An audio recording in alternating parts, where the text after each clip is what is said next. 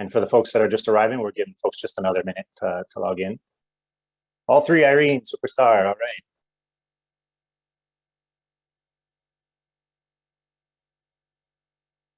Second, Kate, all right.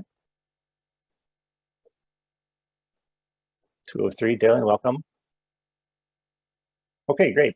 If it's your first time or second or third time, everybody, welcome. We're happy to have you here. We can go ahead and get started. Alessandro, 2 events, great. So welcome, everyone. My name is Justin Keller with the Metropolitan Planning Council. This is the third and final event of this year's Drinking Water 123 Academy.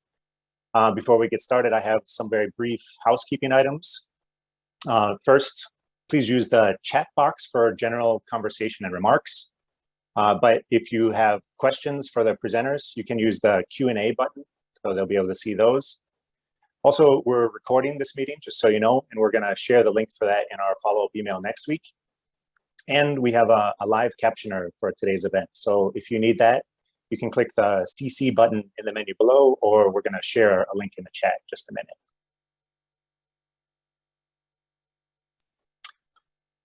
Okay, and for those of you who are not familiar with the Metropolitan Planning Council, we're a nonprofit planning and policy organization. We're based in Chicago, and our primary geography is in northeastern Illinois, or Chicagoland more broadly. The goal of our organization is to shape a better, bolder, more equitable future for everyone. And we do that through our work on water, transportation, housing, and our other program areas. So if you're interested in learning more about what we do, you can do that at metroplanning.org.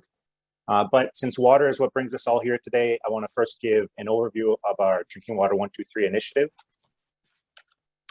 So starting in 2017, MPC released the Drinking Water 123 guide. Here it is. It's an actual physical book. Not too big. You can get through it in an afternoon. But this guide was aimed primarily at elected officials and municipal staff, because we just assume that most mayors don't come into office with a background in water resources management. It happens, but we assume that it's not the norm. So we worked with experts in the field to provide an overview of the water in our region, information on drinking water management and relevant laws, and some of the major issues like supply constraints, or today's topic, aging infrastructure and asset management.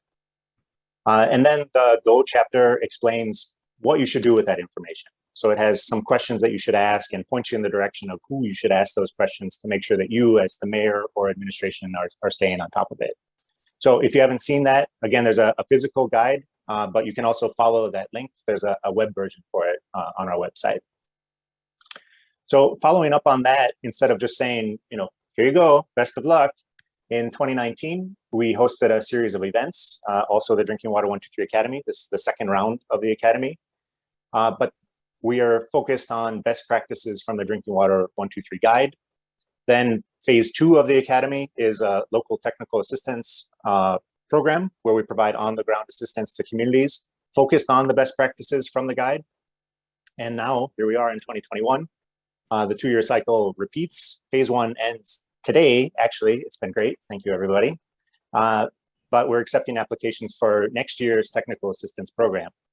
So once again, MPC will work with partners to offer technical assistance to Illinois communities. Our priorities this year are the same as our topic for this year's events. So we're focused on water affordability, developing lead service line replacement plans, and because of funding coming from the federal government, we're also looking at how we can support communities to prioritize some of that funding. So for example, from the American Rescue Plan or the Bipartisan Infrastructure Bill. And for this funding, even though it's a Drinking Water Academy, if you want to focus on water or wastewater or stormwater, those are all eligible types of projects. Again, this is a no-cost assistance program. Applications are due October 28th, and you can get more information at this website, metroplanning.org/DW123TA, TA for technical assistance. Or please feel free to reach out with any questions. We are more than happy to brainstorm or just talk through project ideas with you. Okay, great.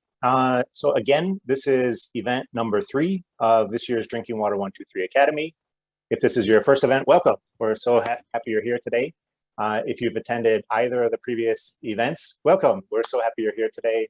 These have just been really great and informative events, and we're thrilled with how well they've been going. We really enjoyed before now hearing from practitioners and policymakers on water affordability and lead service line replacement. And now today's topic is asset management, which I know is important to all of you. And we've got another really, honestly, superb lineup in store today.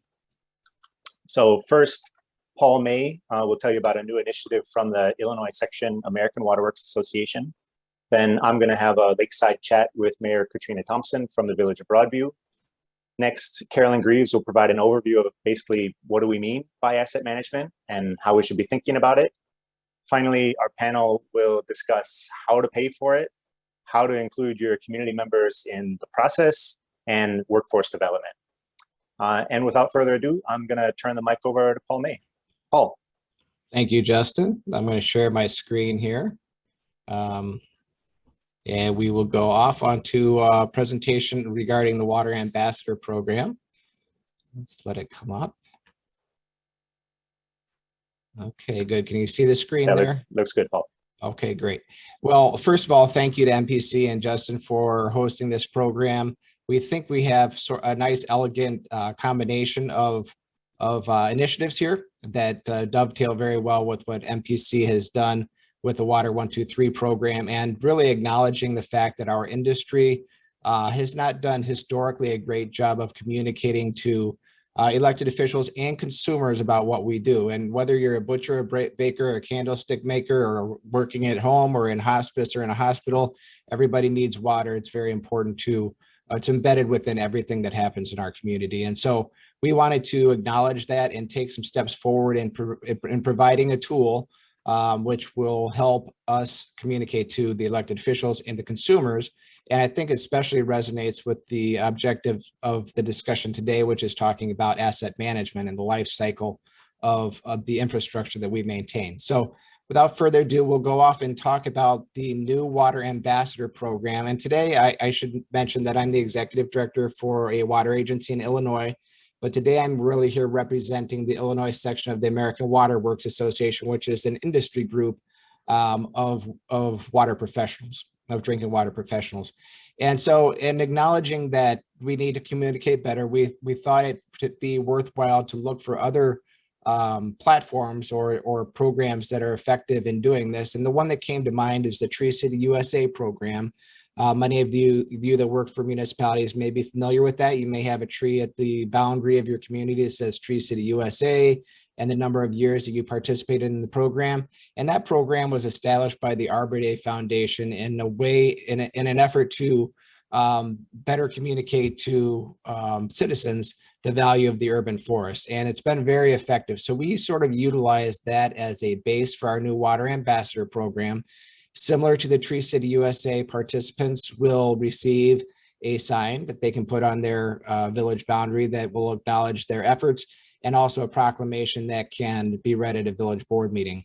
So the idea here is to make this extremely easy. So easy, I put it on this slide 4 times, and to address public perception, consumer and elected official knowledge, and consumer education regarding both the value of water and the way the water system functions. It's open to public and private utilities, and consultants can do this work as well if you work in the capacity as a municipal engineer or public works director for a smaller community. The idea here is to provide a consistent voice across our industry so that the message resonates more, not just from one little town to its consumers, but as a region to its consumers, and that information can be shared and magnified across various different platforms. The idea here is that we will curate content. Content is already available through the Illinois Section American Water Works Association. I'm sure that every municipality that's here, if you're a mayor or an elected official, your community is a member of the American Water Works Association, so they would have access to this information. We will not be expecting the workers, the municipal workers, to provide their own content, although you certainly may. if you have the staff to do so, or if you have a special initiative that you want to relay to the consumers, like let's say a meter replacement program or a capital improvement project, you certainly can. But the objective here is to create a situation that is seamless and requires very little work on behalf of the municipal staff. So the Illinois Section American Water Works Association will have social media content available, infographics, video links, bill inserts, information that's already formatted to the different social media platforms that can be grasped off the website and placed on the municipal website, placed on the municipal social media platforms, or used as a bill insert or posted into a newsletter. So the content will be available. A variety of different content will be available on the American Water Works Association website. It's currently available already. And this can simply be grabbed. Here's an example of National Public Works Week, a posting that might be relative to water in the Public Works Department. We have some historical photographs here that are always interesting and fun to place on a social media website as well, or a village website, to draw attention to, you know, the asset age and the infrastructure costs that might be associated to maintain that over time. So we are addressing 4 standards in this program. The first standard is elected official education, and as Justin mentioned, most elected officials are lay people when it comes to utility management, especially water management. Rarely does somebody run, although this is certainly changing in the American Southwest, but in the Midwest and Illinois in particular, rarely do people want to run on water issues. And so we do see an opportunity to help educate elected officials relative to the way the water system works, why it's important, what are the costs, how is it funded, and the issues that might be surrounding the industry. This is required for all 4 levels. You can see here there's going to be a bronze, silver, and gold level certification level for participants. And this standard is required for all. We think this is sort of the base level. This is the foundation of communication. This is a work, especially with the decision makers and the elected officials, to make sure they understand the infrastructure and the operation that they're ultimately responsible for. A very easy and fantastic way to accomplish this is to use the Water 123 document that we're here to talk about today, that exists in print form and also in a very elegant electronic form as well. So we would encourage municipal officials, if they have a welcome basket that your newly elected officials get every year that talks about parliamentary procedures and committee assignments, it would be a fantastic location to put in the drinking water 123 document, or attach a link to the electronic document that MPC has created. This could also be satisfied, the standard could be satisfied by making a presentation to the village board at a village board meeting, or a tour of the water plant. And elected officials always enjoy getting out into the sites that they manage and seeing the infrastructure that they manage. So what I suggest is, since this will be an annual cycle, is to have a cycle where maybe one year you give the Water 123 document, the following year you give a tour of the plant, the following year you give a presentation at a board meeting, then you start over. So as the elected officials change, they're exposed to all 3 of those different approaches. The next standard is to communicate the value of what we do to the consumers. And in Illinois, for instance, most people really don't understand the amount of water that they use and what the cost of that water is. So let's say in Illinois, it's around $5 or $6 per 1,000 gallons. That's 20 50-gallon drums of water delivered to your house for $6. But most people, if you were to ask them, would probably not understand the value of their water in conjunction with other things that they consume. And so this is something that we see as an industry, a very important issue to address with the consumers, so that they can be informed consumers and make decisions that are appropriate for their expenses, but also appropriate for the environment, and also recognize the value of the work that they do. This standard is also required for all participants. And the number here, this is required once per year elected official education, twice per year for the value of water. And that might be a social media posting or something that would communicate that to the consumer. The next standard is consumer education regarding industry understanding, very pertinent to today's discussion about asset management. This is required for the gold and silver category certifications. And this is going to be a great opportunity to communicate maybe why there was a rate increase, maybe about a capital improvement program that's going on, maybe about a meter replacement program that's going on. The content will be available. So infographics like this that you could post on your website that just show the complexity of the water system, or a historical photograph that shows infrastructure that was installed maybe 100 years ago will be available for you to use, and help relay that information to the consumer. This is required twice per year. And the last one is really sort of a celebration of things that exist that are synergies within our industry.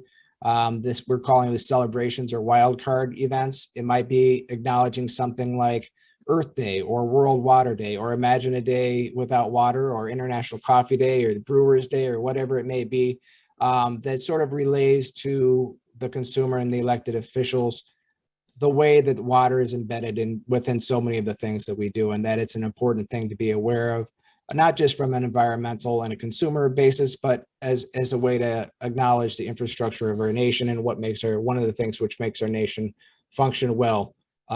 So this opportunity will exist 6 times per year, and that will give the participant the opportunity to choose things that might be suitable to them. Again, the content will be available already. So for instance, World Water Day content is already available from them. We'll curate that content, maybe refine it a little bit to be a little bit more Illinois centric, and have it available for the participants. The program is typically going to run from January to January each year. It's a self-certification program, so it's a very simple process to do.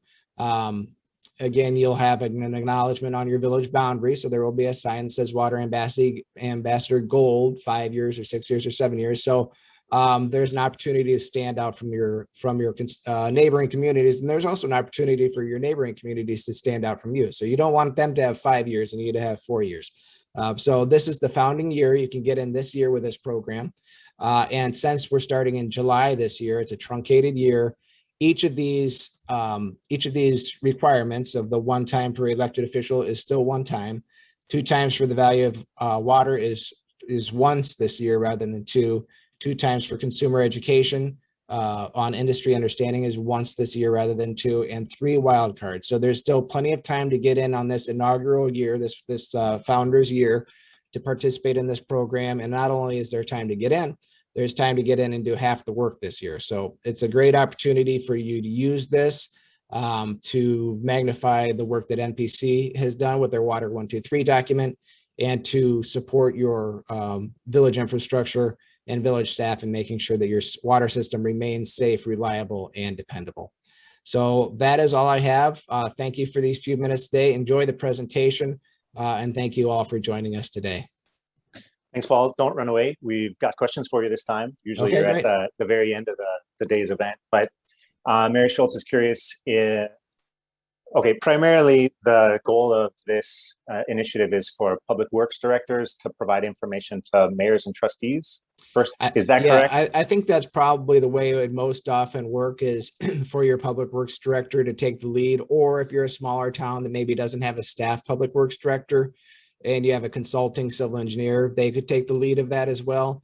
The idea here is to bridge the gap of information and knowledge between water practitioners like us and consumers and elected officials, who oftentimes are really out of the loop, not engaged in the sharing of information, and in many cases, not well informed about the infrastructure that serves them and how it works.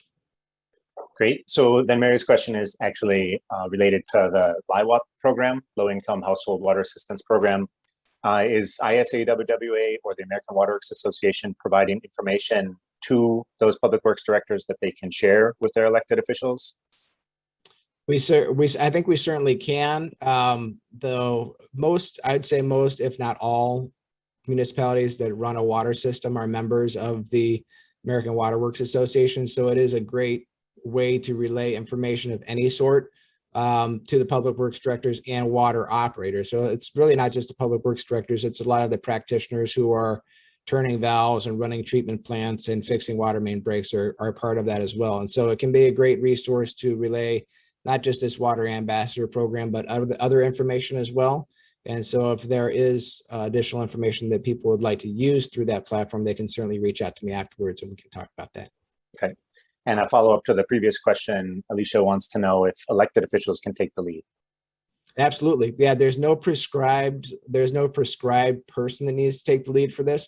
If you may have it may be a larger community that has a communications department, or maybe an alderman, an aldermental ward type of system where a ward alderman wants to take a lead. So there is no prescription and there is no limit on who can take the lead on it. I think the natural course for a lot of communities might be the public works director, but absolutely anybody who has an interest and is willing to carry the ball forward on this. We're trying to make a program that's very easy to use. And so we would welcome anybody who's willing to represent their community in that way. Okay. All right. Terrific, Paul. Thanks very much for presenting it. And that's a great program. Thank you. All right. Let's keep this train rolling down the tracks. I'm going to share my screen again. Here it comes.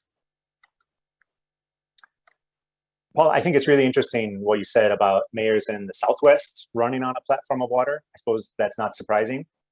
But I also think that we get lulled into complacency because we have this abundant source of water in the lake. And I think that what we're trying to say here in the Academy is that these water utilities are not going to run on autopilot. I know you don't think that, you attendees of this event, but there are really important things that need to be attended to make sure the system is functioning well now and into the future.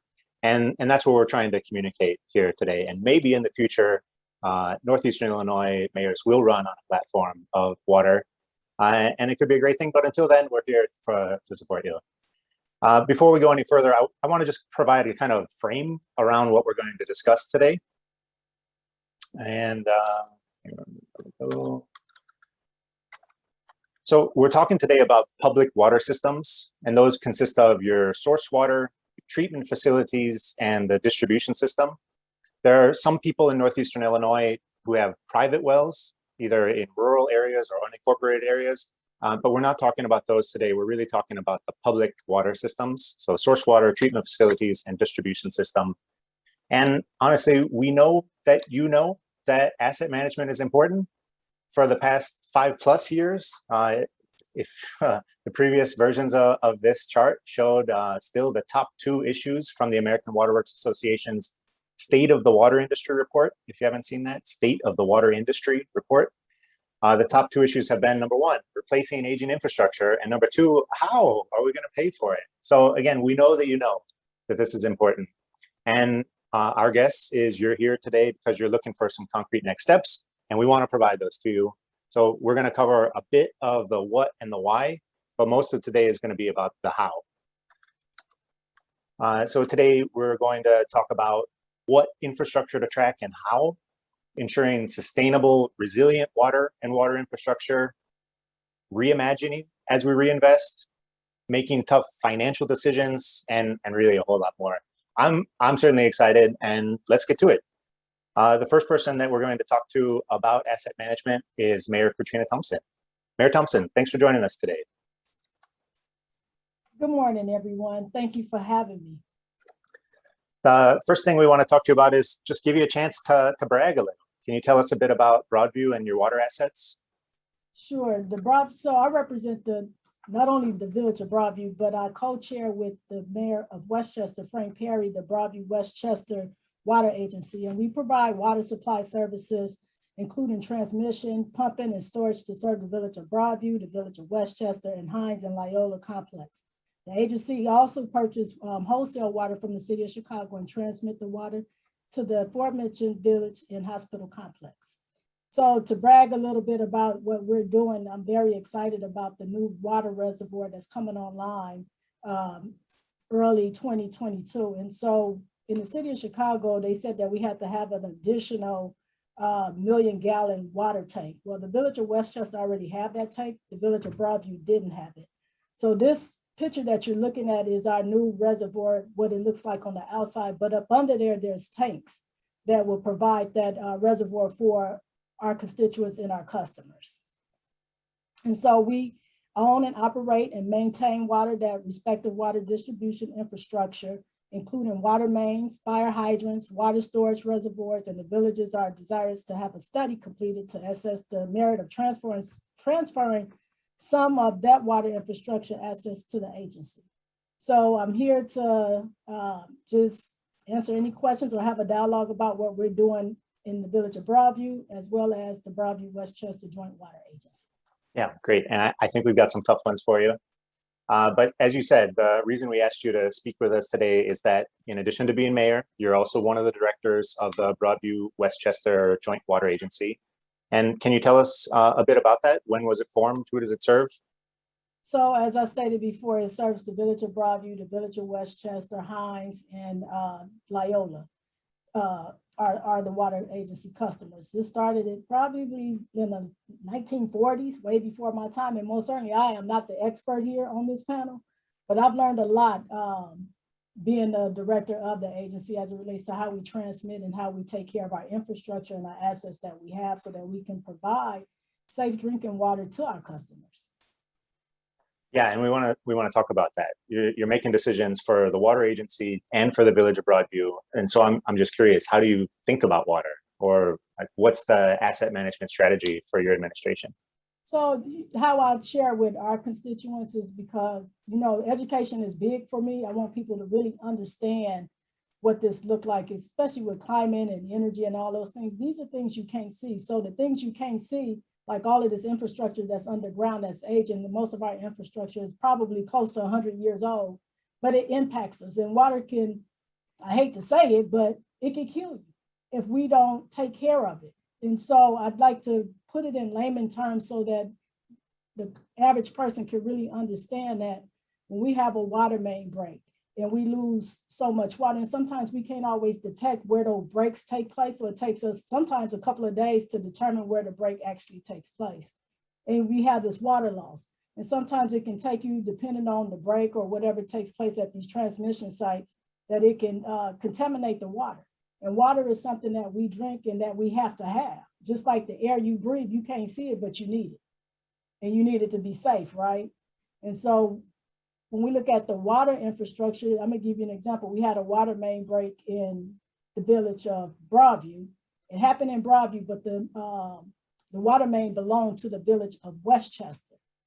And they lost a lot of water, and it cost almost $1 million to repair that. That's not something that municipalities have, and it didn't belong to the agency.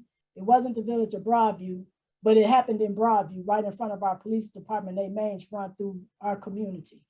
And so when we talk about how we finance and how we look at these emergency costs, it could be taxing on a community like Broadview or the village of Westchester. So we have to be diligent in how we protect the infrastructure. And when we do have these main breaks, we put the infrastructure in place so that we don't have to revisit it every year or every 5 years, so we can revisit it in another 100 years. So it's challenging for us as mayors to have this infrastructure that's aging because we can't see it.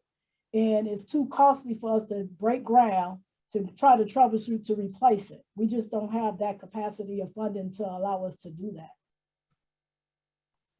Yeah, and you're making tough trade-offs between your public safety and roads and all the other things. There's not just an infinite supply of water and what are we going to spend this money on, but it's got to be spread across all those things. Yeah, I think on your website, I read that you talk about, quote, promoting a vibrant local economy, strong neighborhoods, a high quality of life, a thriving business community, and a greener Broadview. When I read that, I see water in every aspect of that vision. Strong neighborhoods, thriving businesses, a greener community. Just like air, we need clean air and we need clean water. And so I'm just curious, how does managing your water infrastructure help you to achieve those broader community goals? So we just started the Broadview Alliance for Sustainability, which covers water, energy, solar, health and wellness. We have these different pillars. And so when we look at being the wholesome, Broadview is a balanced community. We have business, residential, and commercial. And when we talk about what that looked like for a greener Broadview, we want to be climate focused on some of the decisions that we make. and those decisions that we can include into our annual budget on how, and we just attack a little bit at a time.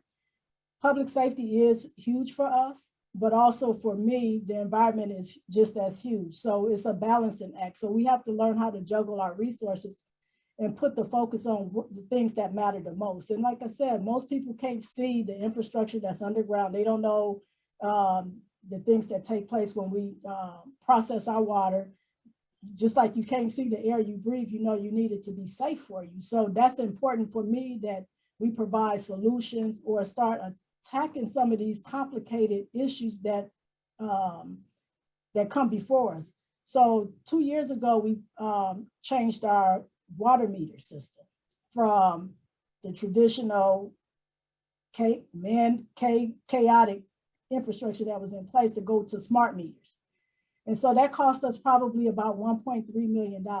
But over time, we plan to put these best practices in place so that we can manage if there's a resident that's having significant water loss. It triggers us so that we know that we can go to address 1910 and we can let them know that there's something happening in your resident that's causing your water bill to spike. So we encourage them to, get a plumber out there to start troubleshooting, and we give them the solutions on, the things that they can look at, leaky faucets, running toilets. If someone have more than one bathroom, you need to check all of the bathrooms. And I use myself as an example all the time because I have a bathroom that's outside my home in the backyard. And I didn't know that the water line had burst, and I had a $1,300 water bill. Now, if we had that smart meter in place, then I may not have had that water bill. And so I use my real life situations when I'm talking to my constituents on things that actually happened to me that I can really vouch for. And when we talk about water loss, it's like you talking about losing like gold. It's like a gold mine. Water is a commodity that we must have, and we can't afford to lose not a drip of it. At least I know I can't. Yeah, I think that's right. And you touched on some important things like the infrastructure being out of sight. I often use the example of a pothole that it doesn't matter if it's rain or shine. I can see that pothole until it's fixed. And when it gets fixed, then I'm ready to pat somebody on the back for a job well done. But I don't see the constant drip underground until there's some big catastrophic blowout. And then it's an emergency situation. So there's this trade-off that I think you're getting at of we need to prioritize this. But you also touched on educating the consumer. You're the keynote here, but I want to mention a story of a family member who was getting a smart water meter and said, "What's that? I don't want it." They didn't, no interest in it. You're going to be spying on me or something like that. Just, I don't want it. And they eventually came around and got it put in. But there's this aspect of bringing the ratepayer or your customer, your residents along for the ride. And I'm curious how you make those tough choices about asset management, maintaining the system, but not overburdening ratepayers. So what are those tough choices, and how do you get buy-in from your community to prioritize water? So how we got buy-in to that. So I'm gonna just piggyback off the water rate increase. So I did a water rate increase, a 5-year plan, and it impacted the entire village of Broadview. But prior to that, we had already installed the smart meters. And so we hosted maybe 8 to 9 town hall meetings just talking about water infrastructure and why it was important and why we needed to do these increases to keep up with that. When we got to the 7th or 8th meeting, the residents had bought into the story that we had presented to them because it made sense. We took our time doing it. We didn't rush into it. We included them in that decision making. And I think that's important. When you include in the decision making, it's easier to get the buy-in. But sometimes we had, crunch time, or we in a rush to do anything. So I always plan ahead. So we always know that these things are coming online. So you get in front of it before it becomes a fire that you have to put out.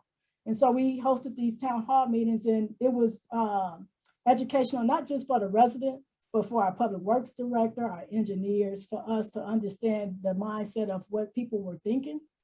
And we just took our time doing it. We didn't rush to do that. And we passed, so the water rate increase passed the board unanimously. We had already had the water smart meters in place. We also this year, we just finished restoring our water tank that we have. So it needed some maintenance that had been done. It had not been repaired or upgraded in 25 years. And so the water rate increase helped us pay for the new water tower that well, it's not new, but to bring the water tank up to code, to rehab it and to paint it. And so that's something you can visually see. You can see the water tower. You can see that it's been painted. You can see that it was down for a number of months because they have this curtain that drops when they're doing the maintenance and those types of things. Those are things that people can see, but we prepared them for that. And so now that they see this water tower and it's nice and painted and it looks good in the community, they talk about it. They can see where their dollars are going. And that's the whole point of putting a plan in place. You get in front of it before it becomes problematic. The things we can't get in front of is water main breaks, especially when you have the 20-inch main breaks or the 28 main breaks. Those are the things we can't see. Like we have some water mains that go east and west in our alleys. And so east and west in the alleys over there is in our commercial area in some parts, so half commercial, half residential, right? And so in the back, the alleys are horrible. They're not constructed, potholes, just horrible, horrible, horrible, horrible. But now we have an opportunity to take advantage of the IEPA loan that we're going to be entertaining to fix those water mains, but we getting the bang for our money. We're going to fix the water mains from 17th to 25th, and at the same time, we get to repave those alleys and bring them up to pavement that, that's drivable and people can drive on, walk on, and not be concerned with potholes. So we're using our thought process is, if we got to break up ground to fix water mains, we might as well fix the streets at the same time. And that's what we do. So we work smart, not hard. Right. Yeah, that's great. That was the last question for me, but we got 2 questions coming in on the chat, and I'm going to try to synthesize these. In Broadview, did the residents have to vote on the rates, or did you need to get the residents to vote on it? No. And either way, what was the process? How long did it take to understand the resident viewpoints on that? No, the residents didn't have to vote on it. That went before the board to vote on it. Like I said, we had about 8 or 9 town hall meetings. So I want to say it took us, out of those 8 or 9 town hall meetings, it probably took us about 45 to 60 days to get through all the meetings, because residents was coming to us with questions and concerns, and we wanted to make sure that we addressed it, maybe not in that meeting, but they can come back to the next meeting and we'll have an answer for them.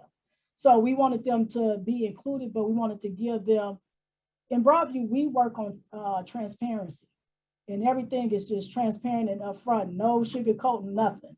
And we wanted to give them the opportunity to ask their questions and with their concerns addressed. Because it's a cost when you're talking about a water, it's just like our taxes go up. Nobody wants that to happen. Most certainly you don't want your water bill to go up either, but we had to do it. But we had to tell the story on how we got to the point where we were to get to where we are now. Yeah, and include the people that are impacted in the discussion of what the risks and trade-offs are. We have to raise this much and we can do this, or if you're not okay with that rate increase, then there's this risk associated with it. But that was great. I really appreciated hearing about how you think about being just diligent to maintain the infrastructure. You're protecting public safety and the environment. And that 8 to 9 town halls about water rates. I love that you didn't rush it, that you included all your constituents in the decision-making process and were really transparent about it. I just think that was fantastic. Well, thank you. I mean, that's what's necessary. I mean, public scrutiny is real. And the best way to attack it is just to be upfront and transparent with it. You don't have to hide behind it. I'm not afraid to talk about the hard issues that impact the community because, number one, I live here too. Mm-hmm. Right. Well, that was great. Thank you so much for your time today, Mayor. It's a real pleasure speaking with you.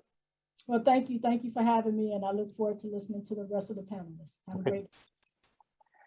All right. Well, that was terrific. The rest of the presenters today, I think, kind of do the work of asset management or they develop policy. So I think it's really good to just hear how an elected official thinks about this stuff. Again, many thanks to Mayor Thompson. And next up, we have Carolyn Greaves. Carolyn, you can start screen sharing while I introduce you. So Carolyn is Baxter and Woodman's Crystal Lake Regional Manager and Associate Vice President of the Water Group. Carolyn's an active volunteer with the Illinois Section American Waterworks Association and is a past board chair. Carolyn.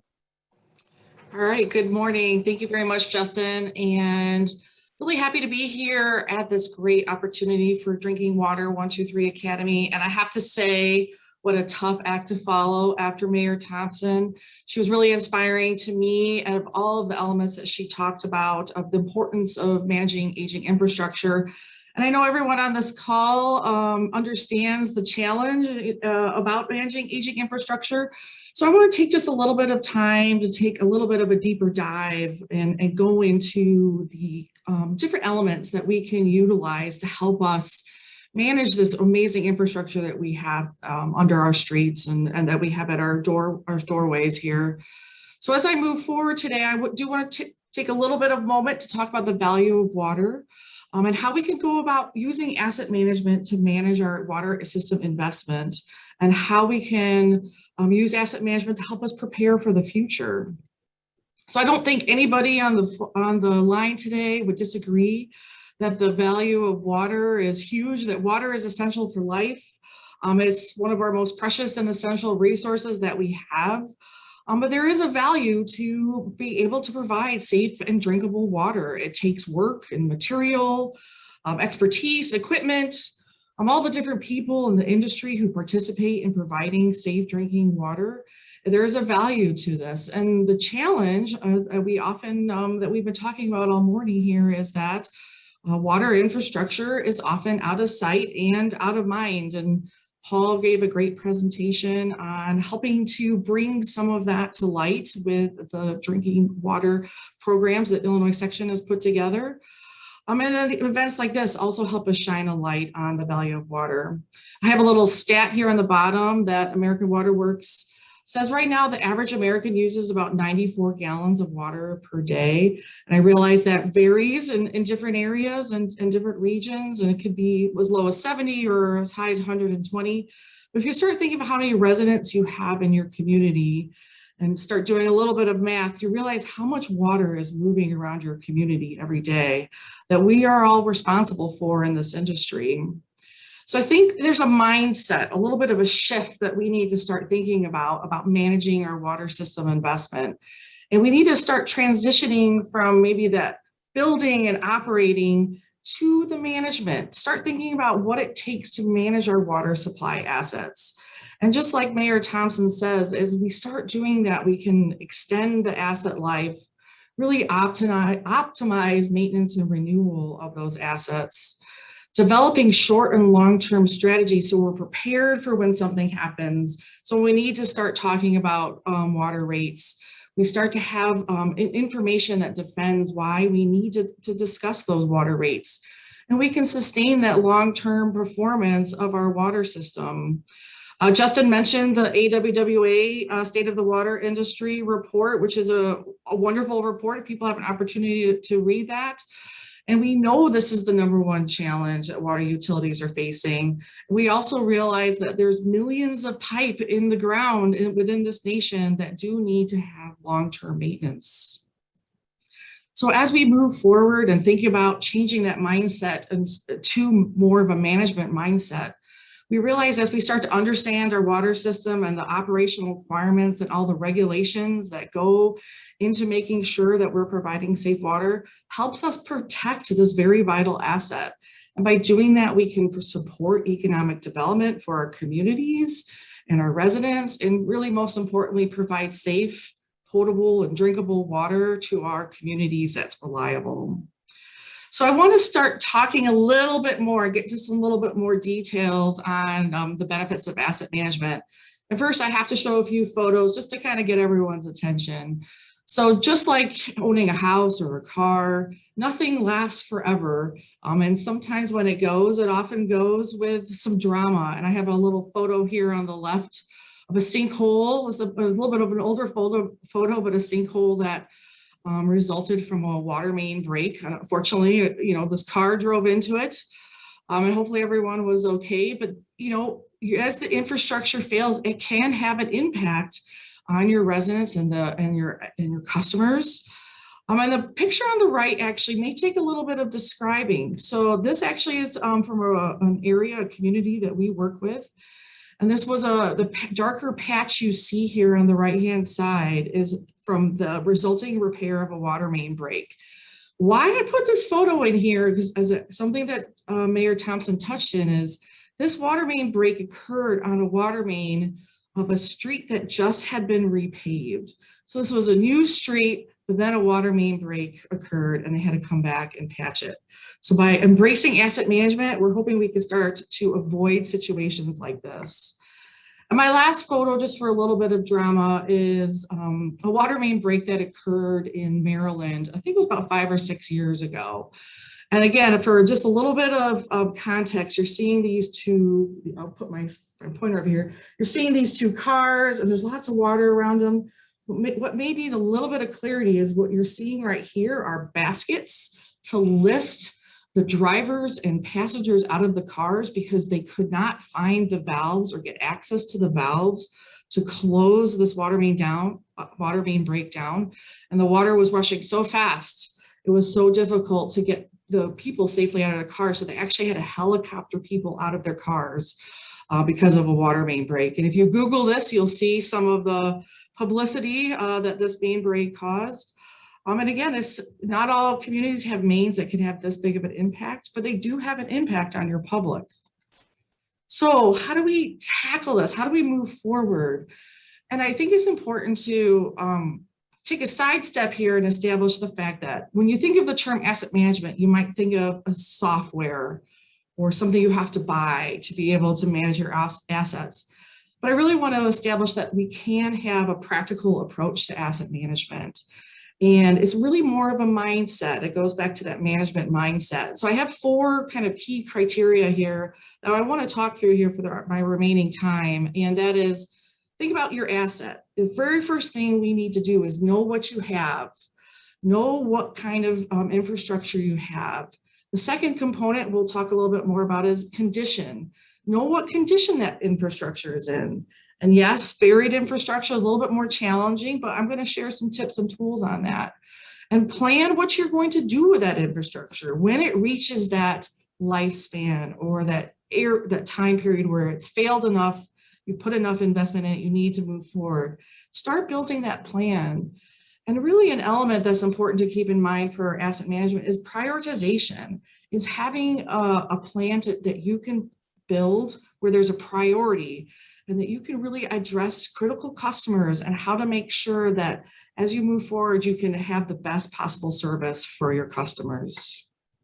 So knowing what you have, I've got some photos here. You've got this is a long water main here that's being installed. You maybe have some long infrastructure.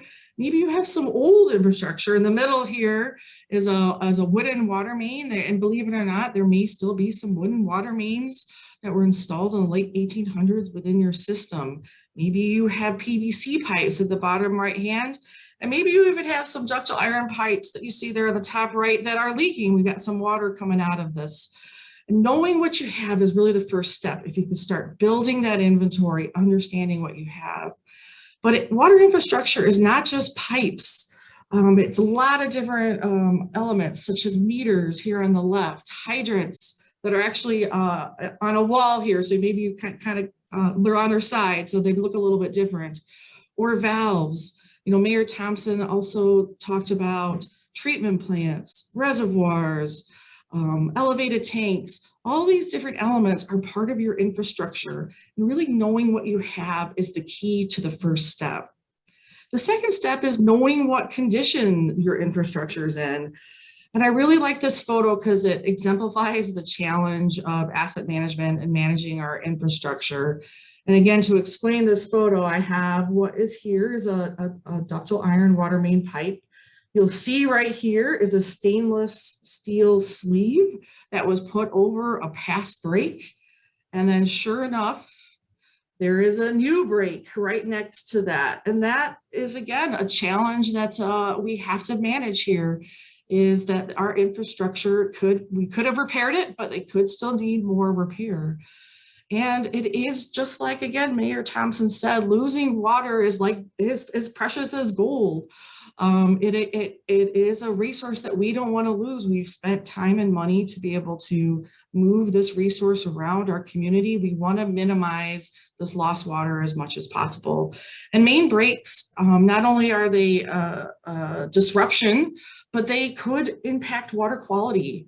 They could pose a risk to your field crews who are repairing them. They cost money to repair, and they cost money for the loss of water. So the more that we can manage this to move forward, the better. And that's one of the benefits of asset management. I've got some more cool exhibits here I want to share. And knowing what condition your infrastructure is in, you could use lots of different tools. A map identifying where those main breaks are is a great first step, even if it's just a map on a wall with some push pins. This is a great first step.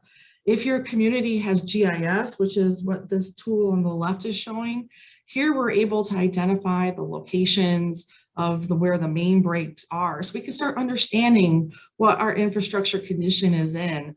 And this even shows some of the ages of the main break dates, which is great information to be able to track. Another tool that's a great tool to use is a water model. Not every utility has one, and that's great, that's fine. But a water model starts helping you identify some additional information on water quality, like pressure and available fire flow.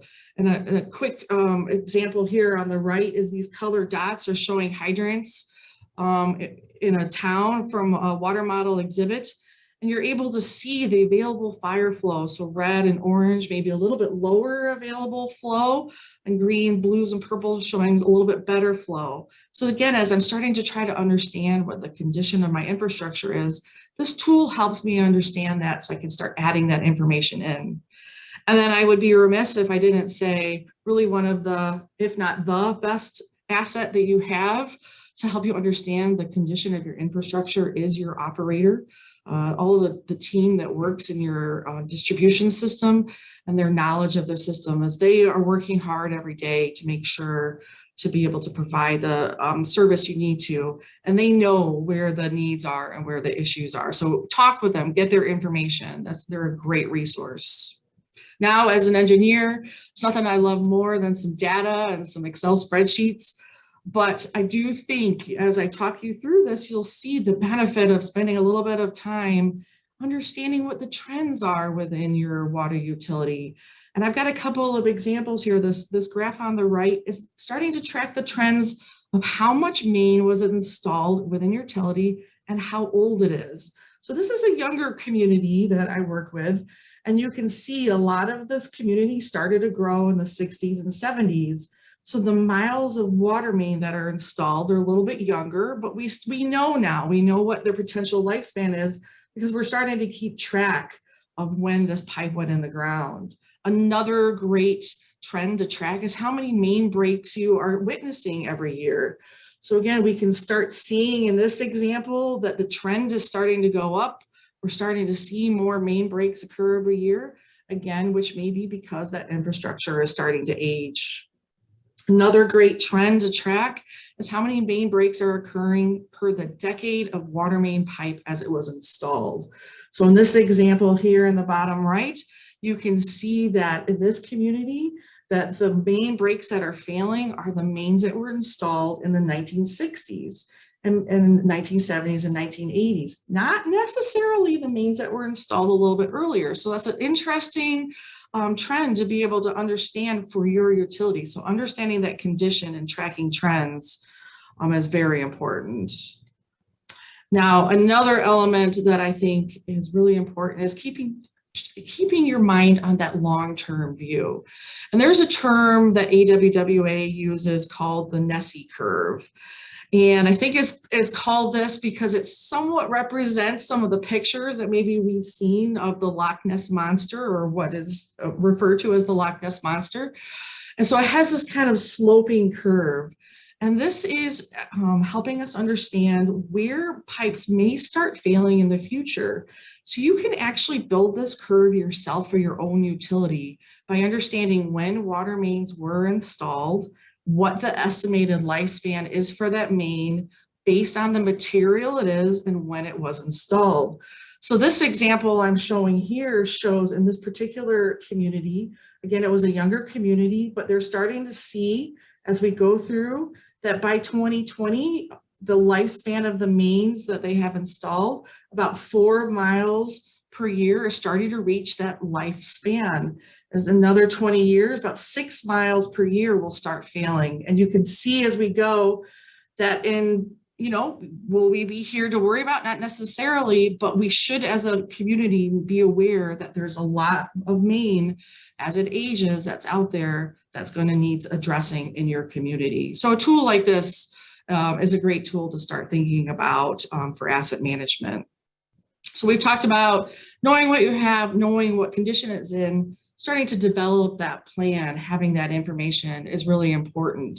Being able to develop that plan, identify your priorities, focusing on where your critical customers are, and addressing what those life cycle costs and ongoing maintenance is. I had a slide, a few slides back that mentioned maybe a water main break might be $5,000 to repair. If you're having 100 breaks a year, that's a lot of investment that you're putting in that maybe you can start putting towards replacement. One of the important factors of developing your plan is pairing projects with other public work capital needs. And just like Mayor Thompson said, is if we can do this water main infrastructure repair with road work, other sanitary, storm needs, really get the bang for the buck for being in that location and developing, having that plan to help you prepare for that, that really does help us move forward. So lastly, I just want to share just a little quick example here of what you can prepare to help with that prioritized plan. So on the right, I have an exhibit that shows in a color-coded way of a prioritized replacement plan, and anything that was red or orange, by going through all the information I just shared, this community was able to say, these are the areas, as I get street projects, as I have other projects, I want to do water replacements. This is my priority, red through blue. I've got this now that I can work with and share with the village board and my residents. Another way to take a look at it is up here on the top, is having an Excel spreadsheet that identifies your priority and understanding. I've looked at the condition. I know I've got a road program here. It has had main breaks. Has some other issues, low fire flow.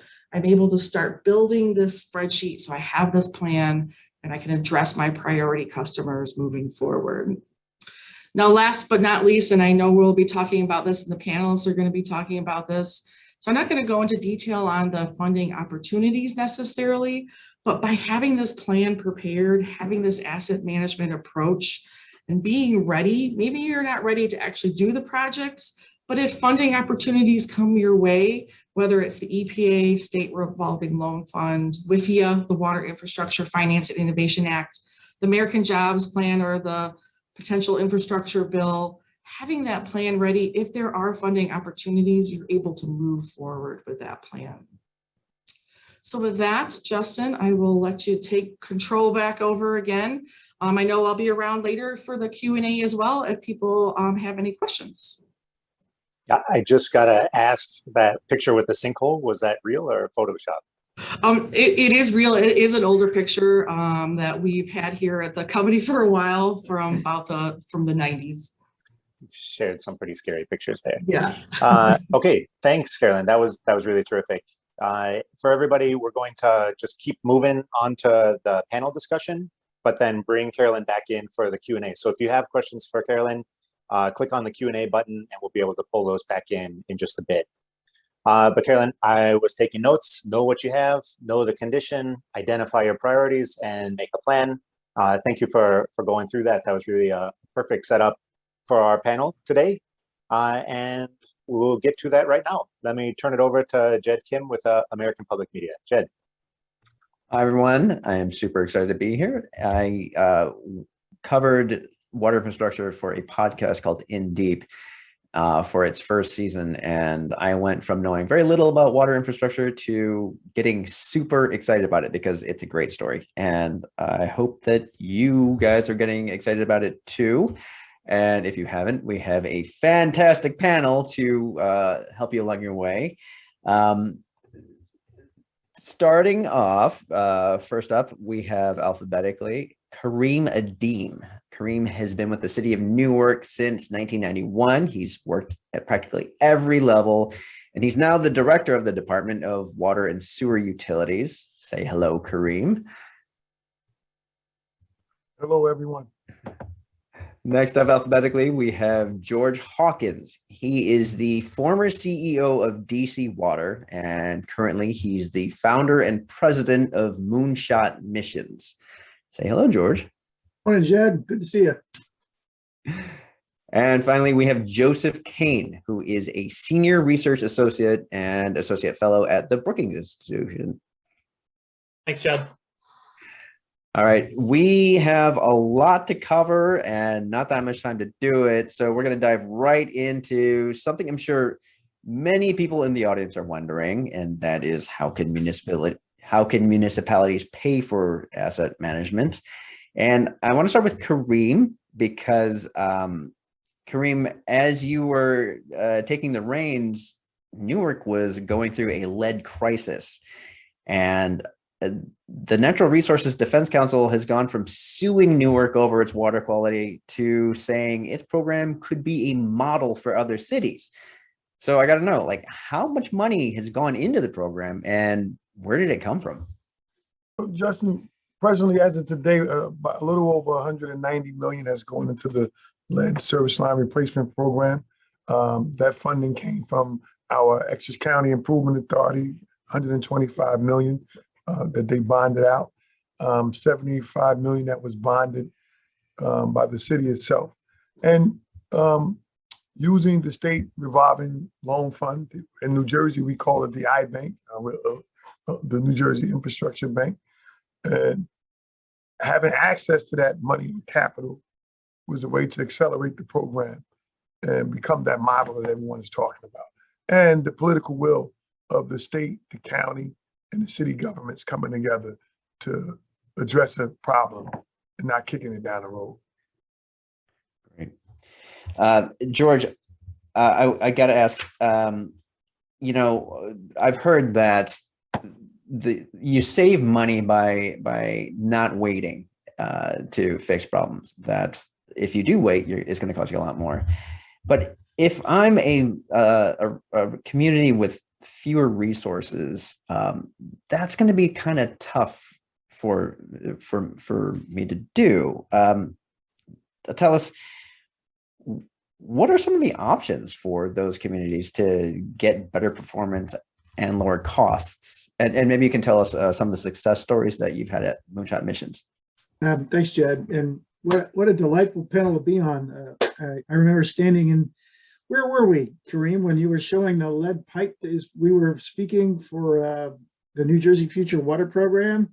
Jersey Water. Kareem is fantastic, and Joe's been doing excellent analytical work on water. So it's a great program. By the way, I loved Carolyn's presentation. That water main break was River Road. That's probably about a half a mile from where I live.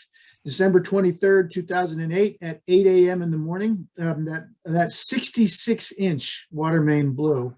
Tore out the street, trees fell. It was because it's a huge transmission main. Yes. And what they had a hard time was turning off the valve. Imagine a valve big enough that it's going to turn off water flowing through a 5.5-foot distribution main, and the valve broke and froze. So anyways, all of these go to this asset management question. And what I will say is exactly what Carolyn has presented and what you just said, Jed, is absolutely right. The worst way to run, but the way we all do it. This is nothing big, small. All utilities have run systems that last a long time. You put a pipe in the ground, it's going to last 50, 60, 70 years. I had pipes at DC that were put in before the Civil War that we were still operating from. When you have assets that last a long time, you tend to just operate the system until it breaks. Who does that? All of us. With what? Our roofs, our HVA system, the water heater in the basement. When do I fix those damn things? When they break. When they put water all over the floor. And we know that's the challenging way to do it. The question for small utilities, because that's why I left DC Water. I loved working at DC Water, very large water utility like Chicago, more than $1 billion of expenditure each year, is the hundreds and thousands of systems I would talk to where their challenge is not skill, it's not talent, it's not intellect, it's not commitment, it's resource. Because what I have learned from smaller utilities is they're running essentially a fire department. As problems happen, they disperse their teams to fix them. That's on overtime, that's on weekends, that is with parallel liability challenges, and how to have the time to lift your head up and see what's out there. The change that we're talking about here is from reactive to preventative, and that can be done in it's a mindset. I love that Carolyn and Mayor Thompson used those words, is how you switch to all of the techniques that can save you money, improve your performance. You can do that in the water system today. You can run a better system at lower cost. What we found with Moonshot Missions, I won't go into all the examples because there's hundreds of them. The number of technologies that are out there. By the way, one of the very largest water conventions in the world will be held in Chicago in this fall. And if you go to that convention, you will go to football field size convention halls filled with technologies that will lower your costs and improve your performance. For smaller systems, first ask for help. That's what Moonshot Missions does. That's why we formed it. What we do is to try, Dave St. Pierre, by the way, used to run Chicago as part of our team. We work in parallel and at the side of our colleagues to help them navigate, evaluating their system, what's possible, what can be done. So ask for help. 2, look to your neighbors. The biggest challenge that I see with smaller systems is they're isolated, and each one are approaching a challenge as if it's by itself and never been done before. You get 5 or 6 communities to work together and share the costs of evaluating how to do something like this. Then the cost per each community drops dramatically. And what they find is that each one knows things that the other doesn't. And there's a sharing of skill and talent. So those would be my 2 lead responses. And I'll back to you, Jed. All right. Those of you watching, get to know each other. Joe, we have for so long bemoaned the lack of funding for our infrastructure. And now we're on the cusp of an infrastructure bill, believe it or not, $1 trillion. How much would this do to address the needs of our nation's water infrastructure? Yeah, thanks, Jed. Thanks to NBC for organizing this. It's great to be on a panel with George and Kareem, who really are national leaders for this stuff. So it's really exciting to be part of this conversation. Yeah, so there's a lot of news you've probably seen, a lot of people have seen on this bill. Nothing's final yet. That's what I want to emphasize. First of all, there's still a lot of uncertainty. It's passed the Senate, but it's still not passed the House. And so there still are a lot of details to sort out, and in infrastructure, the devil is in the details. So there's still a lot we just don't know. The reality I'll say too is the federal government by itself is not going to just solve all of this. The federal government is only responsible for about 5% of total public spending on our water infrastructure every year. States and localities remain the primary owners and operators, as we've been hearing all day. They are the ones who are shouldering these challenges. Now, I think the hope is that the federal government can be an important partner, an important strategic direction setter in doing this. And this legislation is one piece of that. It's not, again, not going to solve everything. It's not a silver bullet, but I think it's a step in the right direction, potentially a down payment on some longer term issues that still need to be sorted out. So of that 1 trillion, Jed, about 550 billion is actually new spending. That's over about 5 years. And I know that seems lower than what was in the American Jobs Plan, which was put forward by the Biden administration, which is about 2 trillion, over 2 trillion. But that wasn't legislation. I mean, that was a press release, basically. So it's not really fair to compare this actual legislative text with what was really just a press release. If we look historically, though, back to the New Deal, even in the 1930s, we are looking at New Deal era levels of spending in this legislation, about $100 billion extra per year over 5 years. Of that 550 billion, about 55 billion is for water infrastructure. So that includes drinking water, wastewater, stormwater, lead pipe replacement, beefing up the state revolving funds, helping promote additional WIFIA activities. And so there's a lot of good in this, but I like to stress, right, it's a start. It's providing needed capacity, and hopefully it's not just the sugar rush, right, of, hey, let's just throw a bunch of money at the problem and it'll all go away. We know that our policy frameworks and the ways in which we've been planning around these issues in terms of asset management has not always been the best in all places. And so I think Caroline made an excellent point. To the extent that places are ready, when that green light turns on, they are ready to actually prioritize and make longer term investments that can actually help them over time, not just sort of the quick sugar rush of just, let's just spend on a bunch of stuff, although that probably will happen, and on that will still be helpful. But hopefully we're looking forward in terms of this funding as well. Kareem, I want to ask, Newark is not New York City or Washington, D.C. They don't have those resources. What are you guys looking at in the infrastructure bill? Are you guys making plans? Well, I think, well, I know we're making plans. We already have plans to spend money, right? We have a lot of projects listed, like George may tell you, the larger utilities, they can, they're already doing asset management. They already have a lot of projects that's ready to go. The one thing I would just make sure that, in the infrastructure bill, and we always lobby in our federal delegation, to make sure that money is coming to these environmental and justice communities, or these small communities that George and his team helps out, right? That don't have the personnel to apply for these the grants, the funding, or the mechanisms to get money to do projects they need to do, right? It takes staff, it takes funding, it takes time to apply for grants. And we just hope that, similar to what Joe said, it's not a lot of red tape, right? Because some of this money needs to come directly to the utility so they can get the work done, right? We want to get the work done now to get these efficiencies, right? You create efficiencies in the systems and you save money when you can get the work done now and not push it down the road. We do know, me and George do know, when you start getting funding from, whether it's WIFIA, the State Revolving Fund, in New Jersey, we call it the iBank or grant.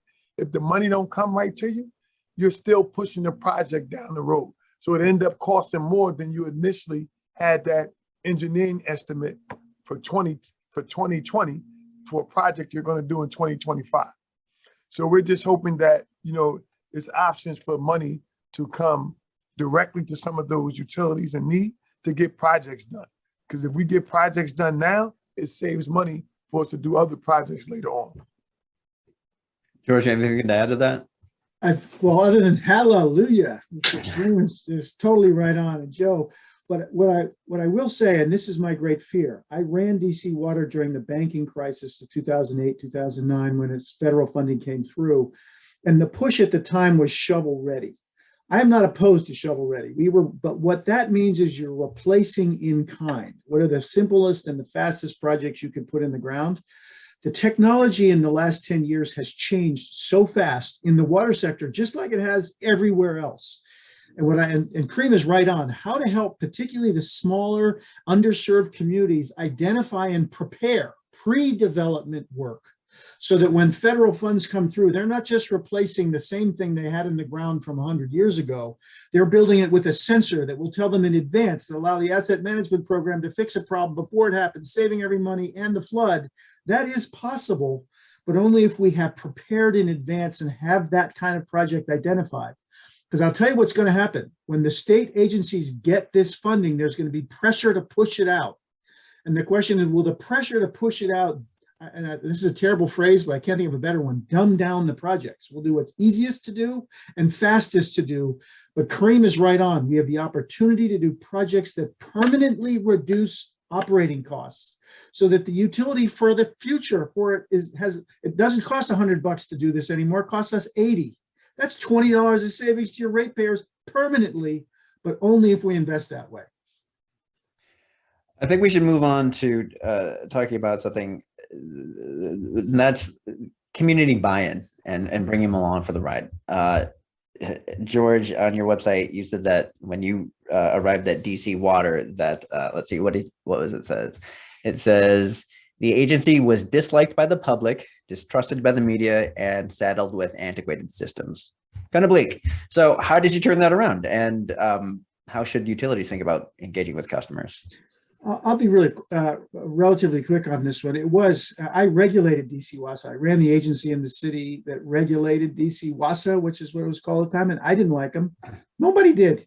And it wasn't that they were bad people. It was the personality of the organization that was very insular, which is a lot of what utilities have been, not for any wrong reason. They're like engineering, we do our job. If we are successful at our job and the water comes in your spigot every morning and you don't even know where it came from or why, that means we've done our job right. Think what a miracle that is, and we're good because you have that water, don't even think about it.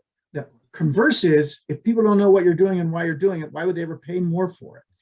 And in our case, the worst lead contamination crisis in the United States prior to Flint was Washington, D.C. So they had poisoned, literally and figuratively, our customer base. I have to say that where I started with our team, another thing that Carolyn said that I really appreciate is that asset management, your best knowledge is your team. And change can happen in an organization when your team is behind you. And what a lot of change agents, and by the way, Kareem is great at this from what I've seen, is if you come in and say, I'm going to change everything, and the team was like, what are you talking about? You just got here. You're trying to change me? And instead, I spent 6 months changing not at all. All I did was listen to my team in small groups, and I learned so much. And then our change agenda started with things that were from the organization. So it was us changing together, not happening to them.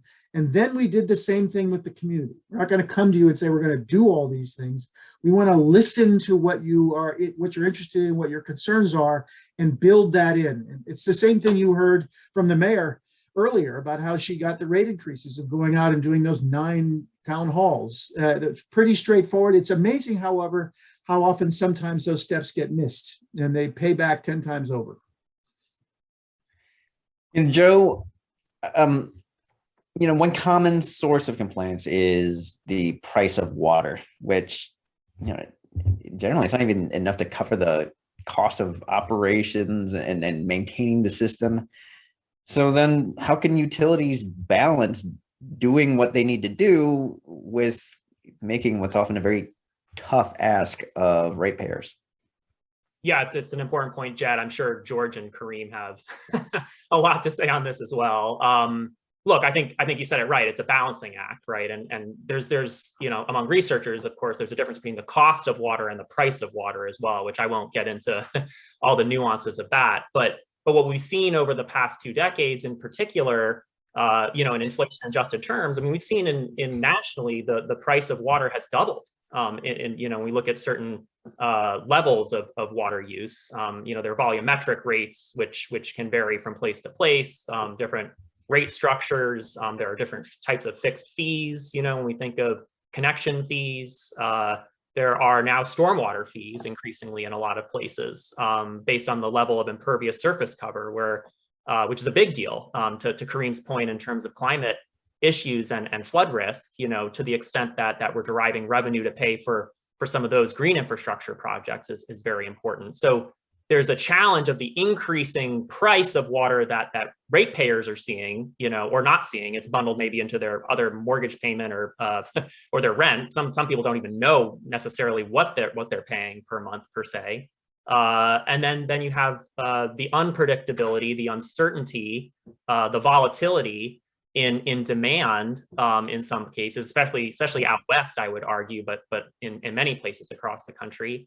That play into the investment, right, and the generation of revenue.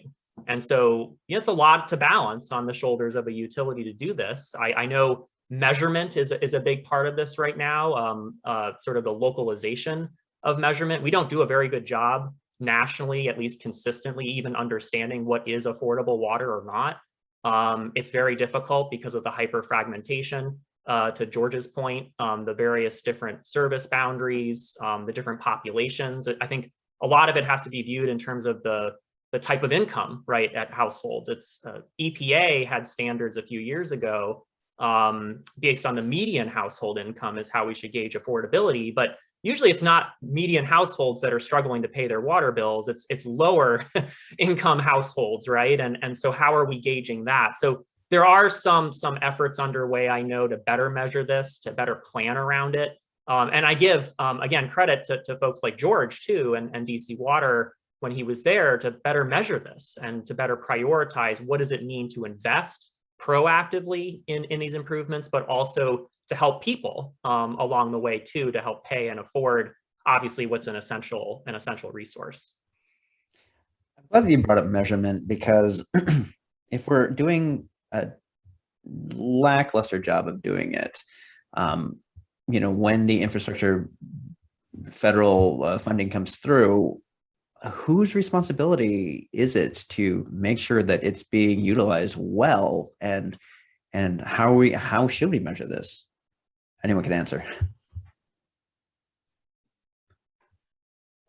I don't think it's a difficult choice to measure it. I think, most state environmental agencies know the condition of, or they should, right? That they should know the condition of utilities in the state, where they're at, if those utilities are being honest. And we know areas where we need to prioritize and get things done. And similar to what George was saying earlier, we just need to make sure we're prioritizing the efficiency projects to help those get done, and not just pushing the money out, and not neglecting those environmental, and I keep saying this, those environmental injustice communities, because a lot of times we overlook them, right? Because they don't have the staff, or may not have the staff ready to apply for the funding.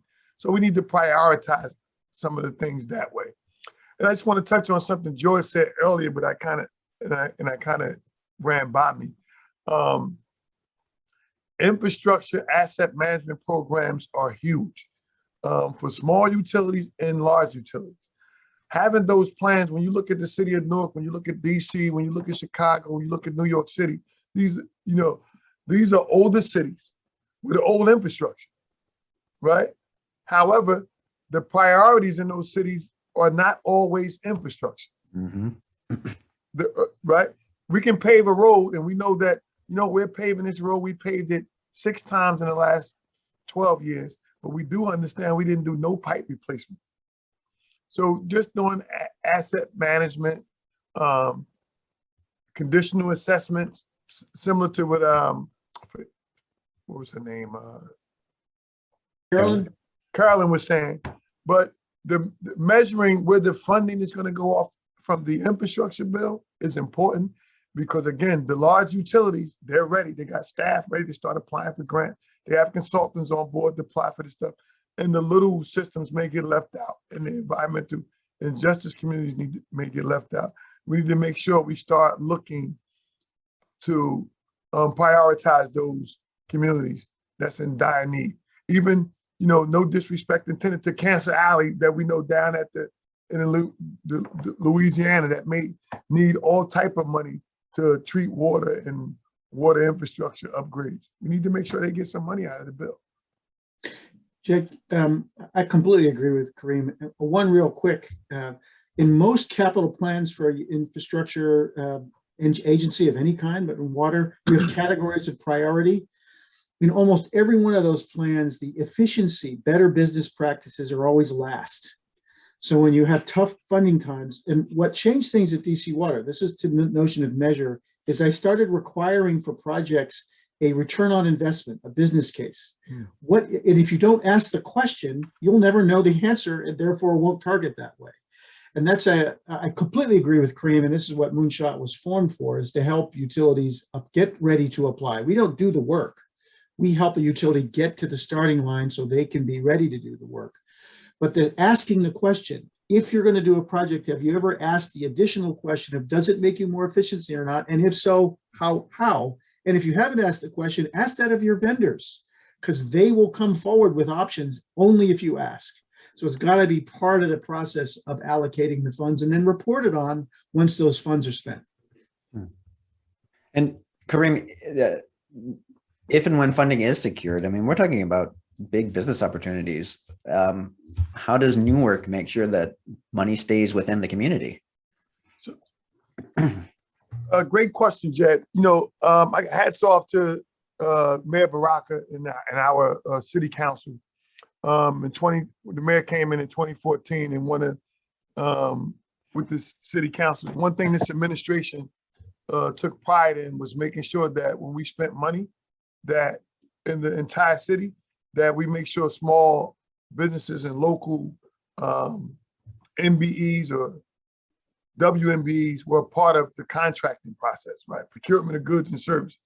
When it came to construction, we make sure we partner. If we're doing a big construction project, we wanted to make sure we seen Newark residents on the job, right? That the diversity that represented the community.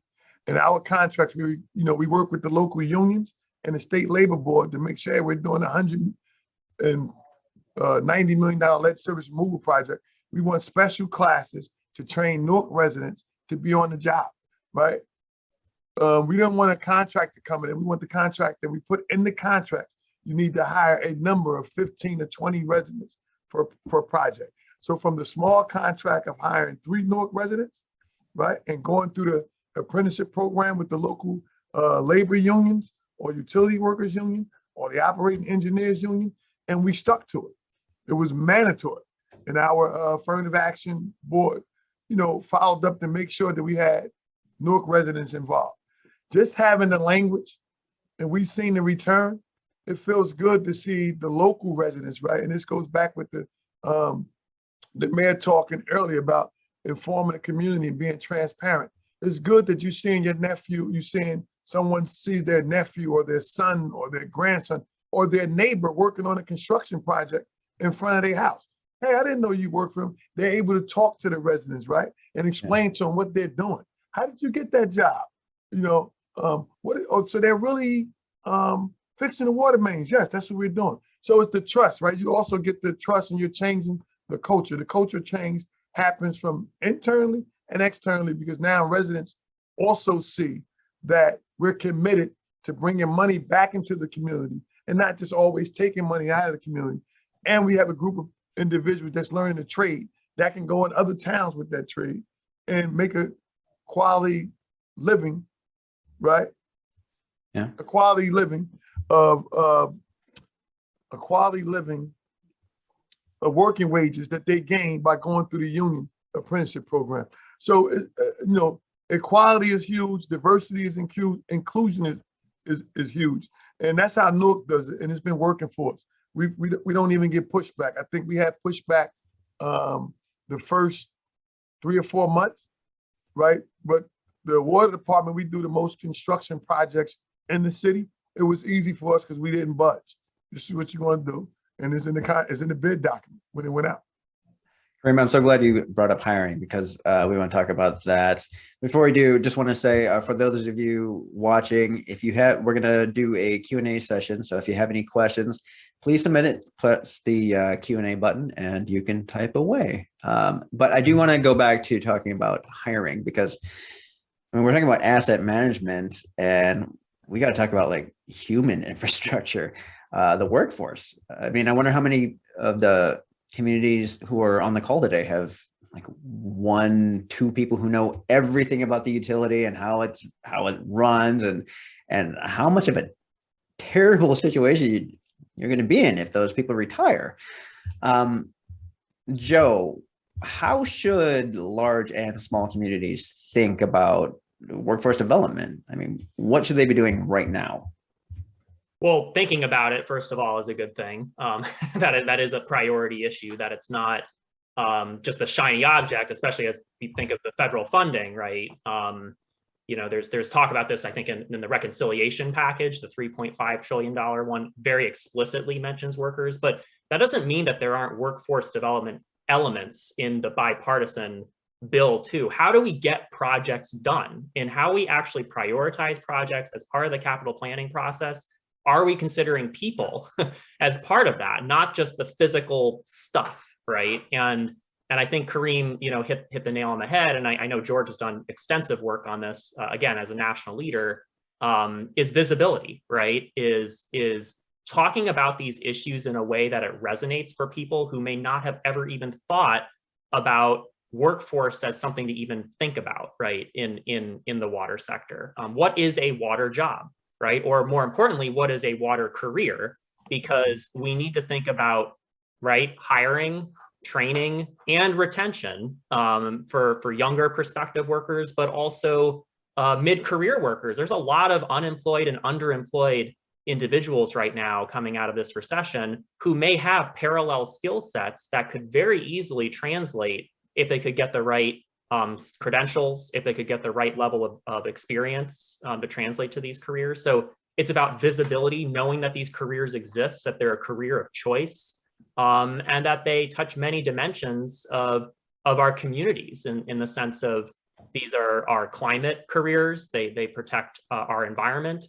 They protect our public health, and they're really important for our economy. And so there are many, many examples, Jed, across the country where there's a lot of great work happening now, not only by utilities themselves around their workforce development needs, but also their partners in the community, right? It's not just up to utilities to do this. There are very important educational institution partners, labor groups, community-based organizations that need to be part of this effort as well. Go ahead. Jed, I just want to jump in. You know, another thing I just want to highlight, in Newark, we started doing maybe in 2014. The mayor had a program, and hats off to the administration, where we adopted a couple of elementary schools. Every department in the city had to adopt a couple of elementary schools and go in there and talk to children. Part of what the water department did was not only did we adopt 3 schools, we went in and started listing the jobs available in the water sector, water and wastewater sector. What came out of that was we partnered with our local college that's right next door to the university, which is right next door to the water department, New Jersey Institution of Technology. We partnered with them to get interns every summer to come in and work in the water utility. Engineers, chemists, cyber analysts, right? But what we also did was we started working with the state of New Jersey Department of Environmental Protection, and letting them know that we need to get back into the vocational schools to start letting everybody know that, hey, it's jobs in the water and wastewater industry. You had the baby boomers leaving. I mean, you know, you got one guy or one lady that knows everything about the department. And when they leave, it's a real cultural shock. So we started doing that. Our workforce development board started more training around advertising water and wastewater jobs. And just from the high school internships to the college internships, being more visible, letting everybody know that there's jobs in the water and wastewater industry that can really provide a good cost of living for you and your family is something that's overlooked at times. You know, everybody think I want to be an engineer, but there's other jobs in the water department or the sewer utility besides it being an engineer, whether you're doing calibration, whether you're doing water testing, whether you're doing repair, whether you're doing procurement, whether you're doing utility markouts.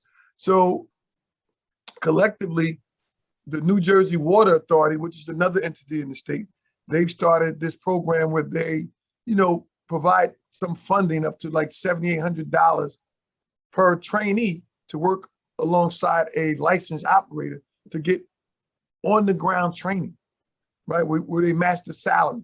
So I think it's more programs like that that we need to invest in. And for mayors and elected officials, that's economically putting your community back to work in your community. So I would think, you know, as a culture change, it's nothing more like the residents in your utility. I mean, the employees in your utility being the residents of the areas that your utility serve, take a more valued interest in the work that they do every day, because they're drinking the water too and using the sewage. George, do you have any specific strategies that you at Moonshot Missions in part for building? What I would take this around is in part where we started. Because what Kareem is talking about, which is, I'd love to work for Kareem if I ever move in your neck of the woods, is creating a value proposition to the community in which you reside. What water utilities had done for decades is they were hidden. And they, as I mentioned, it was almost a virtue. And when folks said, we don't want to pay more for water, well, my reaction is, if someone calls me in the phone and asks me if I want to pay more for something, what's my answer? No, I would answer yes to that question. unless I understand why. I have a connection with the entity that's asking it. They're improving the quality. It's larger size. It's something about it that makes me want to spend more money on it. And that means having a relationship with that enterprise and understanding that it has a value to me. And what we've talked about over the last 30 minutes is all the ways we have value. One of which is we're employing people in your city, in your neighborhood, to make it a better place and safer place and a healthier place to live. And you can see them walk out your door. And so that's a value proposition. Part of it is presenting the case for what clean water means to you. Part of it is we have problems from the past like lead service lines, but guess what? We're having at it. We're taking care of these issues. We need your support in how we make that case to you. What I'd say about water workforce, because we did very similar things in DC Water, is it's somewhat mechanical. We identified every project that we had, every job that was coming up, what are the skills that are needed, and then we didn't do the work ourselves. We're always looking for just that notion of little water utilities working together. We found 46 organizations in the DC area that did water workforce development. So we don't do it ourselves. Our job is to make sure that every position that's available is translated out to the folks who can prepare people for it in advance. And what we required in our system is that we had to give applicants from DC first shot. They get the first interviews, they get the first in the door. They're not going to succeed if they're not prepared. They don't know what's coming. They don't know what to do. That's, however, operational details that you can put together and replicate pretty straightforward. And it was remarkable. We actually improved our hiring of DC residents more than we expected because the systems can work. Fantastic. All right, I think this is a good time to go to the question and answers from the audience. And we're going to bring Carolyn Greaves back to help us answer some questions. Thank you, Carolyn. And we have a question from Ali, and he asks, how should we account for an uncertainty when that's posed by climate change or uncertainty from economics or societal changes when it comes to asset management? Jed, I'll start with an answer to that, and then I'll turn it over to the rest of the team. Almost all the things we're talking about are a good response to uncertainty. I'll give you an example. Asset management, if it reduces the cost of running your facility from 100 to 80, you now have financial resiliency that you didn't have before. To me, what we were doing at DC Water is we were preparing energy backup, because one of the biggest uncertainties with climate change is extreme weather. And one of the challenges with extreme weather is not just drought or flooding, it's power loss. And for any water utility, losing power is devastating. So part of our asset management program is where's our power coming from? Where is it backed up? We can prepare for these things. So uncertainty is absolutely a reality. The uncertainty of having a COVID epidemic hit and all of your revenues go down as businesses are closed. Well, all of the things you do to reduce your operating costs permanently by adopting these strategies prepare you for those outcomes better. And many of the projects, as a practical matter, allow your utility to operate better when the extremes come.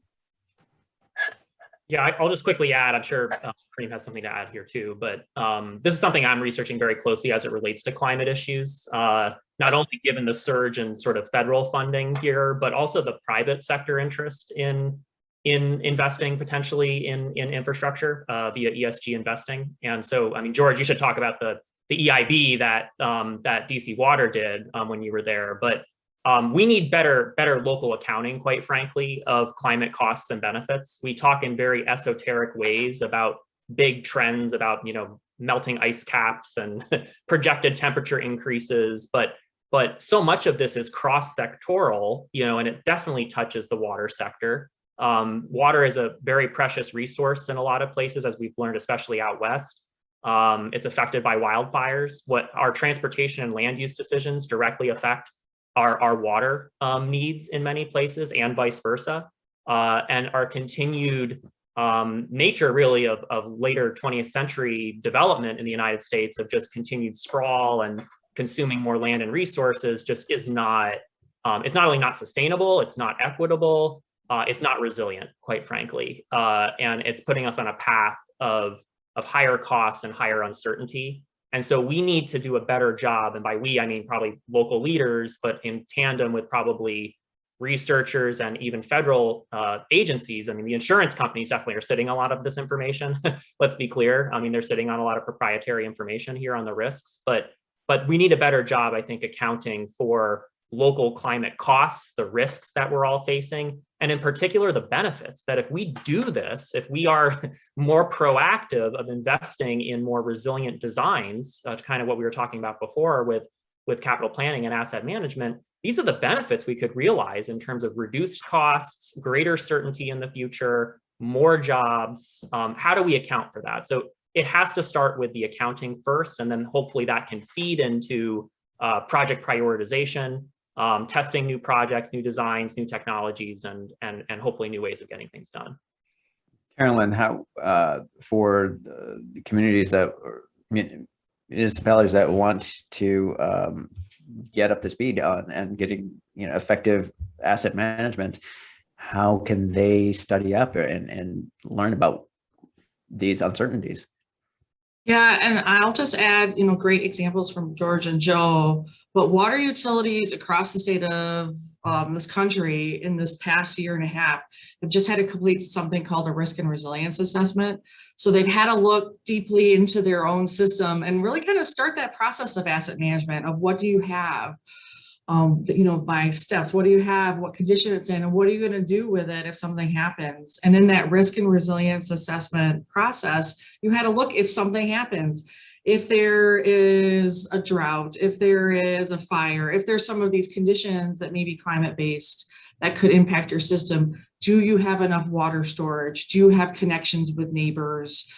Do you have access to other resources that could help you manage your system during this process? So every water utility over 3,300 people just had to go through this process recently.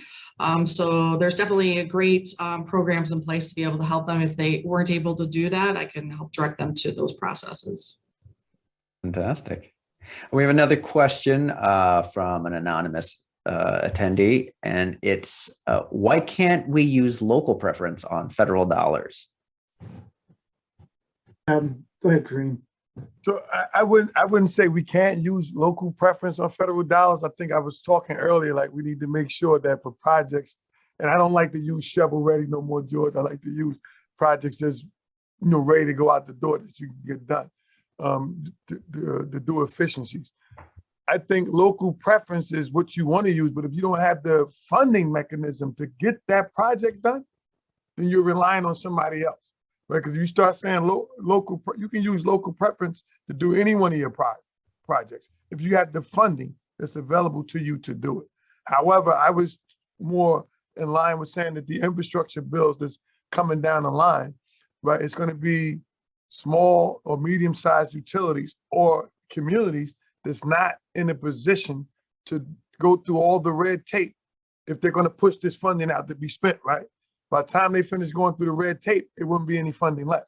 And the efficiencies and the projects that they need to get completed won't be available. Won't be no money available for them to do it. So if they can get some direct assistance with money coming straight to those utilities or communities, then they can go ahead and, and I'm just going to pivot a little bit. They used to earmark money in the federal government, right? Back in, I think they stopped it in 2008 or 9 for a specific project. Here's $200 million to do this project.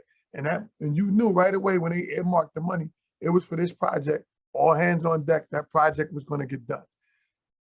Right now, we're going to have money where I'm going to be applying to, WFIA or the State Revolving Loan Fund to get a project that may help me do some efficiencies that I need to do right now to save me money 5 years down the line where I can get 20 other projects done. And if I got to go through a bunch of red tape, I'm kicking a project down the line. And the efficiency, by the time that efficiency comes, I missed out on a lot of opportunity. Jed, to add to what Kareem is saying, what in the broader sense, what he and I and many of us are focusing on is making sure funding gets to local communities, particularly they're small. The specific question of local preference, if you're spending your own city's tax dollars, you can allocate them essentially as you seek. And you can set aside funds for various low minority, women-owned businesses. The federal government has taken the point of view that they represent the country. So this is federal dollars coming to you. So you can't take federal dollars and favor one community over the other, because we are from, so when we at DC Water, we used to divide our procurements between federal dollars and local dollars. And the local dollars, we did more things with it. But what Kareem is saying is that there's a bigger question on top of that, which is federal. That's if you're within the question of how you help local small communities as a group with this kind of funding, given the fact that most of them, as Kareem is exactly right, the red tape of applying for a revolving fund project, what you have to have is the whole project done. You've identified it, you've done a concept design, you've prepared the financials, you have a pro forma. Most utilities are like, what are you talking about? Where would we get the money if we're a small stress to do all that? We can't get to the line. That's what I call pre-development funds. So Joe, we have to work on this in DC. I personally believe there has to be a pre-development fund set aside that is exclusively devoted to helping prepare those communities with projects. Shovel ready is not a bad thing, Kareem, if it means we're ready to go. Right. And the question is, ready to go with what? And are they ready? And most of them have not been. And that's a shame and a tragedy. And we can solve that.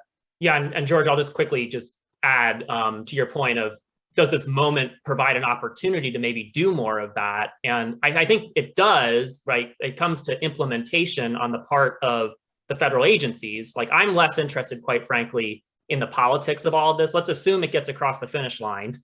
Then, like, right, what is EPA going to do with exactly how to implement some of this? And then more importantly, how are the states going to work with localities and utilities to work with this too? And I totally agree, and to the extent that pre-development assistance has to be part of this. It's not just, again, just throwing money to just build a bunch of stuff, although that probably wouldn't be bad in some places, but really it has to be about the planning and the pre-development. Right. I think we've got time for one more question, and I'm going to ask it of each of you. And it's, mayors and other elected officials, with the exception of Mayor Thompson, who seems very knowledgeable about water issues, but for the most part, they're not in the meetings with you guys. They're not involved in the daily operations of a utility. What should they be thinking about? And what would you want them to know? And let's start with Carolyn. Yeah, I agree. I think Mayor Townsend, for starters, was a wonderful example of somebody who's really embraced the fact that they now manage a very critical asset. So I think when people come and join a board or become part of a village community, they often, come with good intentions and want to help that community grow, but they may not realize they're taking over the ownership for a short time period of an extremely critical asset that they are now responsible for. So I think, again, recognizing that they are responsible for that is the first step, and being open to embracing learning about it is the second step, and really asking questions, going to tours, being part of events like this. That is huge. If you can get to that part, you're well on your way to the process of making those decisions, making decisions that are defensible, being able to share why you need a rate increase, and be able to understand that these investments help for the long-term benefit of your community. Just taking those steps of education, that's my recommendation. So what do you think? Yeah, I mean, look, I think the name of the session is asset management, right? And we kind of picked that apart in many different ways. I think, to the extent it's integrated asset management, so we're looking at, our drinking water, wastewater, stormwater needs all more collectively, less in, as I think, a technical sort of esoteric topic, but one that's grounded in place, it's grounded in communities, it needs to be translated in ways that can resonate for people, and it can be tracked and evaluated, right? That we're not just doing this stuff now and just reacting, but then we're actually creating those benchmarks, those breadcrumbs that hopefully lead to longer term improvements that we can evaluate over time. And sometimes that, we've talked a lot about capacity of staff and technical capacity and financial capacity, and some of this does require community buy-in, and it does require time and resources to do, but some of it doesn't. I would argue there's some informal steps I think that could be taken, getting certain players around the table, even if it's just the virtual table in this current age right now. I think that's helpful. Because in a lot of places, we're not connecting the dots, I don't think, among some of these different people. And so as much as the utility isn't just on its own island, kind of doing this stuff, but it actually is connected to some of these other players and is seen as a priority, I think would be positive. Kareem, anything to add? Do you have anything you want elected officials to know? I think they should look at the condition of their utility, staffing, the asset management plan. You should understand why they listed all this stuff in the asset management plan and the capital improvement program, right? That capital improvement thing that we list out for 5 or 10-year goals, to understand why it's important to make sure that these projects get done in that time span. Mayors should be looking at those capital improvement plans and the capital inside your utility, right? The financial status of your utility and the staffing shortages or staffing close to retirement level of your utility. Just the capital of your utility with staffing, how many people are at that age where they can retire in the next 2, 3, 5, or 10 years. And your succession planning, right? Making sure that your utility really have a succession plan system and they're implemented. I think it's very important because a lot of times we overlook things because we don't see, George and Joe, you said this, and Calvin, you did too. We don't look at a water event until something happens. Oh, it's a main break, and now everybody's eyes is open. How did that happen? What are you guys doing? I thought we just approved $2 million to fix something. No, you didn't approve $2 million to go fix the pipe on that block. That was something at the treatment plant. So just understanding the importance of those capital improvement programs. George, I'm going to give you the last word. What I would say to an elected official, and Mayor Thompson was really impressive, but the story of Mayor Thompson, Kareem in Newark, is in most cases, if this is not done, water becomes something that is a problem and a blight on your community. It's causing problems. It's causing water main breaks. It's lead contamination. It makes a community known for the wrong reasons. What's possible is that water becomes hope, and it becomes the thing that makes your community proud. What water department has done in Newark is now it's a proud institution in a city that's coming back. And you can do that with water. If you come up with a program like this and you're a mayor and you don't say, I'm going to be like my roof and wait till it breaks, and then you're always backpedaling and spending money that you have to spend because it's an emergency, but it's no one's happy, as opposed to, I'm going to turn our community into a smart water community. I'm going to adopt these strategies. I'm going to connect the local universities and schools. I'm going to adopt these things, and I'm going to show how we can save money. I can show how we be more resilient. That's a statement of pride for a community that helps in a resurgence. That is a reason a community is building back, as they say, as opposed to it's a measure of what's gone wrong. And it's so possible today. And organizations like MPC, ours, Brookings is sort of showing the way in a theory sense. There's a lot of us out there willing to help, but it's so possible for mayors to make this a hallmark of what their community can be. Fantastic. Thank you, panelists, for solving the issues for us.